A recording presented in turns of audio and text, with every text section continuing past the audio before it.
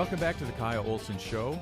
On Monday, I had a chance to talk to America's barber, Karl Manke, in the Capitol after the press conference with the hairstylist being prosecuted by Attorney General Dana Nessel for, quote, disorderly conduct. So that's why there's a lot of background noise, but here's our conversation. So, are you tired of winning yet? No, I'm never tired of winning. Never. So it's because I'm writing a lot for Breitbart about what what's happening to you, and it's amazing. Your attorneys just keep winning. What message do you think that's sending to everyone else who is fighting against injustice and the persecution that the governor is doing? Right is right, and I believe that when a person stands for right, good things happen. I started this thing alone. I walked into my barber shop using that old serenity prayer. God grant me the serenity to accept the things I cannot change. And I screamed at myself, the courage to change those things that I can. When our legislature had told our governor that was the end, I said, good, I can go back to work. The next breath out of her was that she was going to defy that and set herself up as some type of a usurping the throne, and she was going to not only be the elected governor of Michigan, she was going to take over the legislative branch also. So I thought, listeners, I've got bills coming up. I've got to make a living.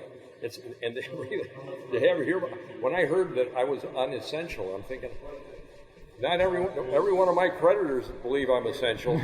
Right. They're looking for the tax money for on my business. They were looking for my insurances, all of these things. Mm-hmm.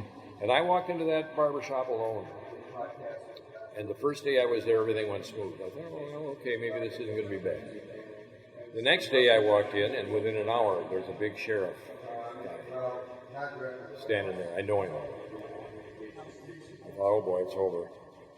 He says, Carl, look at me. I looked at him, he says, I love you. And I knew then, he got in his car and drove off, I knew then that I had support at another level that I didn't even imagine was there. Mm-hmm.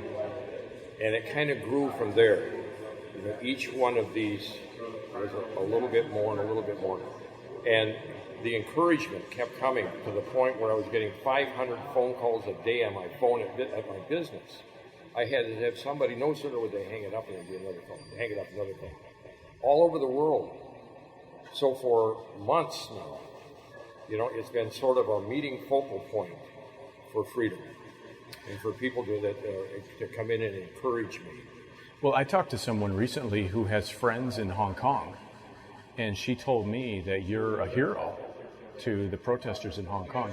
What is that? What is, and getting calls from around the world, what does that mean to you?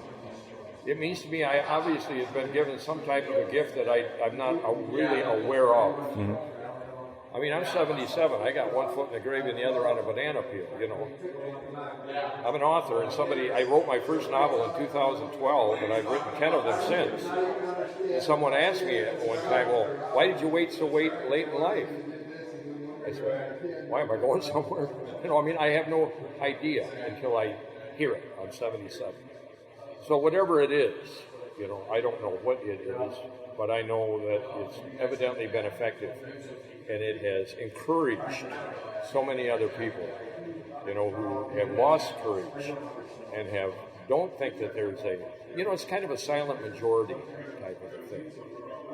It's not a big community where they get down and rap together and all this kind of stuff. It's individuals from everywhere.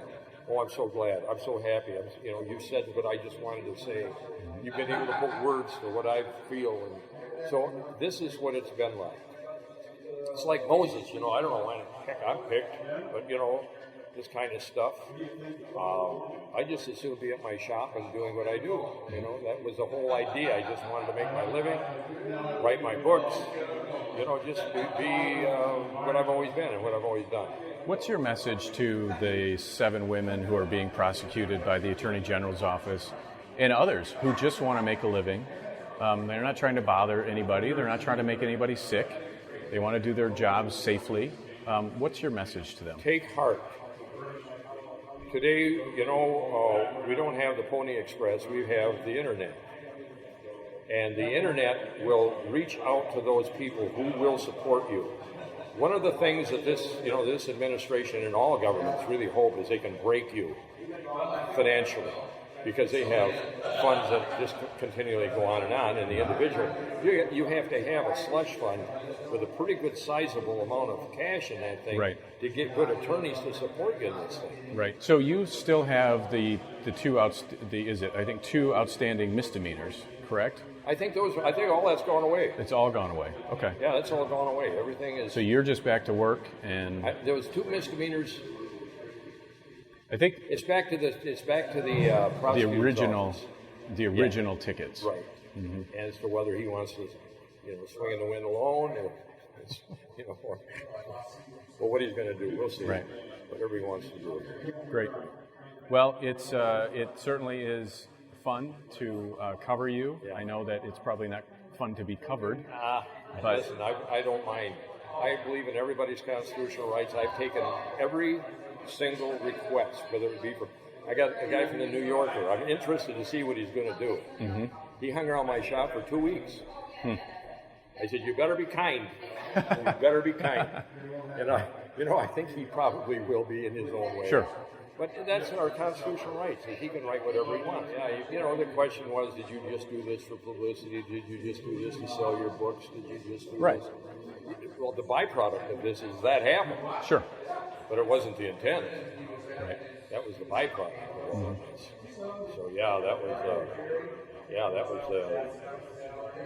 it's been okay. I mean, I was on the Glenn Beck show. Mm-hmm. And he asked me about one of my books, and I was talking to him about this being very similar to a situation in one of my stories called Age of Shame, that the Jewish people in the Warsaw Ghetto willingly got in those cattle cars. Mm-hmm. They weren't chased in there or forced in there. They were promised for they give us your little bit of freedom here, and we'll give you safety. Mm-hmm. And they willingly got in those cattle cars.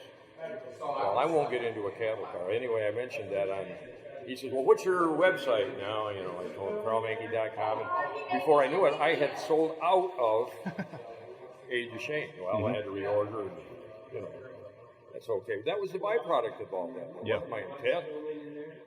Well, that works. Yeah. All right. Well, thank you very much. Thank you. You bet. You may remember last week I talked to State Senator Ruth Johnson, who used to be Secretary of State and has big concerns about what current Secretary of State Jocelyn Benson is doing with her campaign for vote by mail. I asked Secretary Benson to be on this week, but her office declined. Of course. If she would have been here, I would have asked her 2 simple questions. 1, did you break Michigan law when you signed your name on a letter providing a ballot application to all registered voters, which MCL 168.931A prohibits? Yes or no? Simple question. 2, how does your action square with your own elections manual, which bans clerks from sending unsolicited ballot applications? Simple, right? I want to be fair, but I want to be direct, and I want answers. And I think you deserve answers. So after the break, we'll have Allegan County Clerk Bob Janetsky, who has his own big concerns about what Benson is doing. So please stay for that. This is the Kyle Olson Show.